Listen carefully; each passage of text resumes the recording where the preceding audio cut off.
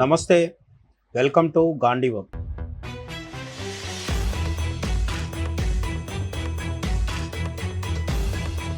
ఏ దేశమైనా సరే తన చరిత్రను మర్చిపోతే, తన చరిత్రలోని చారిత్రక పురుషులను మర్చిపోతే ఆ దేశానికి భవిష్యత్తు కూడా ఉండదు. భారతదేశం యొక్క గతాన్ని మనం తెలుసుకోలేకపోతే మనకు భవిష్యత్తు ఉండదు. కాబట్టి మన దేశ చరిత్రని మనం కనీసం క్లుప్తంగా అయినా తెలుసుకోవాలి. మనం ఎప్పుడు పాఠ్యపుస్తకాలు తిరిగేసినా సరే అక్బర్ ది గ్రేట్ కనిపిస్తాడు, అలాగే అలెగ్జాండర్ ది గ్రేట్ కనిపిస్తాడు. ఇంకా చదివితే అశోక ది గ్రేట్ కూడా కనిపిస్తాడు. ఈ ది గ్రేట్ అనే పేరు టైటిల్ పెట్టుకొని వచ్చిన చక్రవర్తులు బోలెడు మంది ఉండవచ్చు, కానీ భారతదేశ చరిత్రలో ఇలా ది గ్రేట్ అనిపించుకున్న మొట్టమొదటి చక్రవర్తి పురాణ కాలం, ఇతిహాస కాలంలో కాకుండా చారిత్రక కాలంలో చూసినప్పుడు మొదటిసారి ది గ్రేట్ అంటే మహా సామ్రాట్టు, మహాచక్రవర్తి అని అనిపించుకున్న రాజు ఎవరైనా ఉన్నారంటే అతను చంద్రగుప్త మౌర్యుడు. ఇతను సామాన్యుడి నుంచి చక్రవర్తిగా, సామాన్యుడి నుంచి సామ్రాట్టుగా ఎదిగిన ఒక గొప్ప వీరుడు. ఇతని గురించి క్లుప్తంగా తెలుసుకునే ప్రయత్నం ఈరోజు చేద్దాం.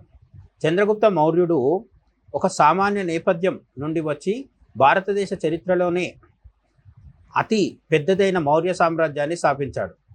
ఇదంతా క్రీస్తు పూర్వం జరుగుతుంది, అంటే బిఫోర్ కామన్ ఎరా. ఇప్పుడు దీన్ని సిఈని కామన్ ఎరా అంటున్నారు కాబట్టి బిఫోర్ కామన్ ఎరా, బీసీఈ.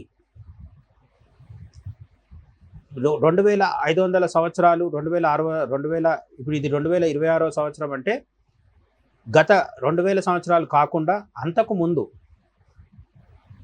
అనేక వందల సంవత్సరాల పూర్వం చంద్రగుప్త మౌర్యుడి జీవిత చరిత్ర మనకు కనిపిస్తుంది. అశోకుడు కావచ్చు, బుద్ధుడు కావచ్చు, వీళ్ళంతా కూడా క్రీస్తు పూర్వం ఈ భారతదేశాన్ని ప్రభావితం చేసిన వాళ్ళు.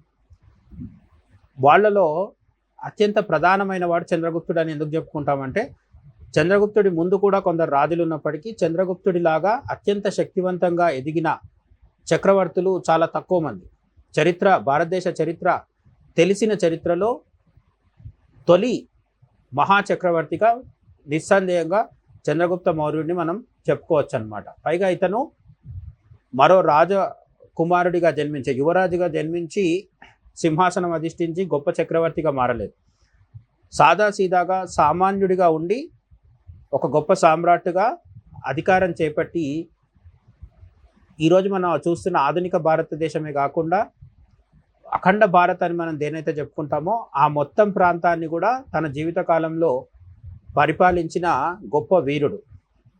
అయితే చంద్రగుప్త మౌర్యుడి గురించి చెప్పుకున్న తర్వాత ఖచ్చితంగా మనం ప్రస్తావించాల్సిన వ్యక్తి చంద్రగుప్త మౌర్యుడి గురువు చాణక్యుడు. నందవంశ రాజులు చంద్రగుప్త మౌర్యుడి కంటే ముందు ఈరోజు మనం పాట్నా అంటున్న పాటలీపుత్రం, ఆనాటి పాటలీపుత్రం ఏదైతే ఉందో ఆ పాటలీపుత్రాన్ని రాజధానిగా చేసుకొని పరిపాలిస్తున్న వంశం నందవంశ రాజుల యొక్క వంశం. అయితే ఈ నందవంశ రాజుల చేతిలో అవమానానికి గురైన చాణక్యుడు, ఇతన్నే కౌటిల్యుడు, విష్ణుగుప్తుడు అని కూడా అంటారు. ఈ చాణక్యుడు లేదా కౌటిల్యుడు చంద్రగుప్తుడిలోని ప్రతిభని గుర్తించి అతనికి యుద్ధ విద్యలు, రాజనీతిలో శిక్షణ ఇవ్వడం జరిగింది. శిక్షణనిచ్చి నందవంశ రాజుల పైన చంద్రగుప్త మౌర్యుడిని ప్రయోగించడం జరిగింది. చాణక్యుడి మార్గదర్శనంలో చంద్రగుప్త మౌర్యుడు నందవంశ రాజుల్ని ఓడించి, అప్పట్లో అత్యంత శక్తివంతంగా ఉన్న మగధ సామ్రాజ్యపు నందరాజులను ఓడించి పాటలీపుత్రాన్ని, ఈరోజు ఉన్న పాట్నా, బీహార్ రాజధాని పాట్నా అని మనం ఏదైతే చెప్పుకుంటున్నామో దాన్ని అప్పట్లో పాటలీపుత్రం అనేవాళ్ళు, తన రాజధానిగా చంద్రగుప్త మౌర్యుడు చేసుకున్నాడు.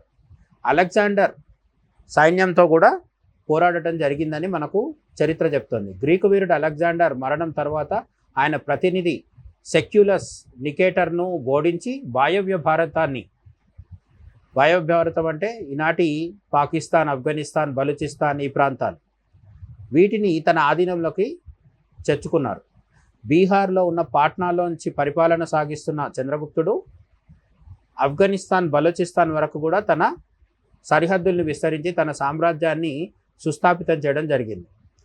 ఈ చంద్రగుప్త మౌర్యుడి కాలంలోనే మనం పుస్తకాల్లో చదువుకునే మెగాస్తనీస్ అనే యాత్రికుడు రావడం జరిగింది. చంద్రగుప్తుడి పాలన గురించి తెలుసుకోవడానికి గ్రీకు రాయబారి మెగాస్తనీస్ ఇండియాకు రావడం జరిగింది. ఆయన రాసిన ఇండికా పుస్తకం ఆనాటి వైభవాన్ని తెలియజేస్తుంది. ఈ మెగాస్తనీస్ అనే ఆయన ఇండికా అనే పుస్తకాన్ని రాశాడు. అందులో మనం ఉంటున్న సింధు నది తీరంలోంచి మొదలైన చంద్రగుప్త మౌర్యుడి సామ్రాజ్యం ఏదైతే ఉందో దీన్ని ఆయన ఇండియా అనడం జరిగింది. ఆ ఇండియా అనే పదమే గ్రీకు నుంచి యూరోప్కి వెళ్ళి మనల్ని నిజానికి భారతదేశం అనేది మన దేశం పేరైనా సరే యూరోపియన్లు మనల్ని ఇండియా అనే పేరుతో పిలవడానికి కారణం ఈ మెగాస్తనీస్ చంద్రగుప్త మౌర్యుడి కాలంలో భారతదేశాన్ని సందర్శించి ఆయన రాసిన బుక్ ఏదైతే ఉందో ఇండికా, ఆ ఇండికా అనే బుక్ పేరు మీదుగానే మన దేశానికి ఇండియా అనే పేరు వచ్చిందని కూడా చెప్తూ ఉంటారనమాట. ఉత్తరాన హిమాలయాల నుంచి దక్షిణాన దక్కన్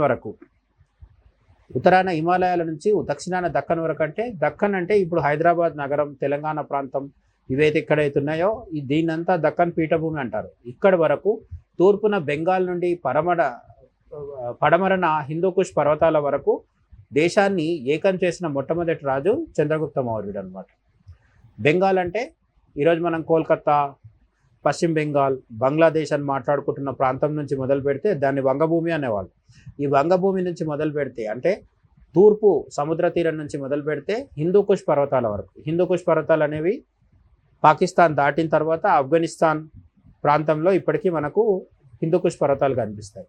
అంతవరకు కూడా సువిశాలమైన సామ్రాజ్యాన్ని చంద్రగుప్త మౌర్యుడు ప్రతిష్ఠించడం జరిగింది. దాన్నే మనం చరిత్రలో మౌర్య సామ్రాజ్యంగా చదువుతూ ఉంటామన్నమాట. కేవలం యుద్ధాలే కాదు, పన్నుల వ్యవస్థ, గూఢచారి వ్యవస్థ, అద్భుతమైన రోడ్ల నెట్వర్క్ను కూడా ఏర్పాటు చేసి పరిపాలనలో కొత్త ప్రమాణాలు చంద్రగుప్త మౌర్యుడు నెలకొల్పాడని ఆయన గురించి లోతుగా చదివితే మనకు అర్థమవుతుంది. అంతేకాకుండా చాణక్యుడు రాసిన అర్థశాస్త్రంలోని సూత్రాలను ఉపయోగించి క్రమశిక్షణతో కూడిన రాజ్యాన్ని నడిపించాడు. చాణక్యుడి అర్థశాస్త్రం అనేది కూడా చాలా ప్రఖ్యాతి చెందిన గ్రంథం. భారతీయులు అందరూ కూడా తప్పకుండా చదవాల్సిన గ్రంథం. దురదృష్టవశాత్తు మనలో చాలామంది చదవం కూడా. కానీ అటువంటి చాణక్యుడి అర్థశాస్త్రం ఆధారంగా చాణక్యుడు అతని గురువు కాబట్టి చంద్రగుప్త మౌర్యుడు చాణక్యుడు అర్థశాస్త్రంలో చెప్పిన నియమాలు, సూత్రాలు, రహస్యాలు అన్నింటినీ అమలు చేస్తూ ఒక గొప్ప ఆర్థిక వ్యవస్థగా మౌర్య సామ్రాజ్యాన్ని నడిపించాడని మనకు హిస్టరీ చెప్తుంది అన్నమాట. అయితే చంద్రగుప్త మౌర్యుడు హిందువుగా పుట్టి పెరిగినప్పటికీ ఆనాటి కాలంలో బలంగా విస్తరిస్తూ ఉన్న జైన మతాన్ని స్వీకరించడం జరిగింది. తన జీవిత చరమాంకంలో రాజ్యాన్ని తన కొడుకు బింబిసారుడికి అప్పగించి జైన మత గురువు భద్రబాహు ప్రభావంతో జైన మతాన్ని స్వీకరించారు. అయితే చంద్రగుప్త మౌర్యుడి కాలంలో జైన మతం సనాతన ధర్మం లేదా హిందూ మతం నుంచి విభిన్నమైన ఒక మతంగా కాకుండా హిందూ మతానికి ఒక శాఖగా మాత్రమే ఉండేదని కూడా కొందరు అభిప్రాయం. కొందరు దానికి వ్యతిరేకంగా చెప్తుండొచ్చు. కానీ బౌద్ధం, జైనం, సనాతన ధర్మం, హిందూ మతం కలిసి ముందుకు సాగిన సందర్భాలు ఉన్నాయి. ఒకదానితో ఒకటి పోటీపడ్డ సందర్భాలు కూడా ఉన్నాయి. ఆ విధంగా చంద్రగుప్త మౌర్యుడి కాలంలో హిందూయిజం వర్సెస్ జైనిజం అన్నట్టుగా పరిస్థితులు ఉండేవా లేదా అనేది డిబేటబుల్. కానీ హిందువుగా కొనసాగిన చంద్రగుప్త మౌర్యుడు తన జీవిత చరమాంకంలో జైన మతాన్ని స్వీకరించి జైన మతానికి సంబంధించిన అహింస మొదలైనవి ఖచ్చితంగా పాటిస్తూ తన చివరి దశని గడిపినట్టుగా మనకు అనేక గ్రంథాలు చెప్తున్నాయి. కర్ణాటకలోని శ్రావణ బెలగొలలో సల్లేఖన వ్రతం, ఉపవాసం ఉంటూ ప్రాణత్యాగం చేయడం ఆచరించి ఆయన తుది శ్వాస విడిచారు. విదేశీయుల దాడుల నుండి దేశాన్ని కాపాడి ఐక్యంగా ఉంచిన ధీరుడు చంద్రగుప్త మౌర్యుడు. సల్లేఖన అనేది జైన మతంలో జీవిత చిరమాంకంలో ఎవరైనా ఇక చాలు అని ఒక వైరాగ్యం వంటివి వచ్చినప్పుడు మనం సంస్కృతంలో సనాతన ధర్మంలో చెప్పుకుంటే ప్రాయోపవేశం అంటారు. దాన్నే సల్లేఖన అని జైన మతంలో అంటారు. క్రమక్రమంగా తిండిని పూర్తిగా మానేసి శరీరాన్ని శుష్కింప చేసుకొని ప్రాణాన్ని త్యాగం చేయడం. ఆధునిక భాషలో చెప్పుకుంటే ఇది ఒక రకమైన ఆత్మహత్య అని కూడా అనుకోవచ్చు. కానీ జైన మతస్థులకు ఇదొక పవిత్రమైన క్రతువు లాంటిది. ప్రాణాల్ని పరమాత్మ ధ్యానంలో ఉంచి ఆహారం తీసుకోకుండా శరీరాన్ని శుష్కింపజేసుకొని క్రమంగా ప్రాణాల్ని వదిలేయడం అనేది జైన మతంలో ఇప్పటికీ మనకు కనిపిస్తూ ఉంటుంది. దాన్ని ఆచరించిన ఒక గొప్ప చక్రవర్తి చంద్రగుప్త మౌర్యుడు. ఆయన తర్వాత బింబిసారుడు పరిపాలించడం, ఆ తర్వాత అదే క్రమంలో మౌర్యరాజుల క్రమంలోనే అశోకుడు కూడా భారతదేశాన్ని పరిపాలించడం జరిగింది. అశోకుడి కాలంలో చంద్రగుప్త మౌర్యుడి మౌర్య సామ్రాజ్యం మరింత విస్తరించిందని కూడా మనకు చరిత్ర తెలియజేస్తుంది అన్నమాట.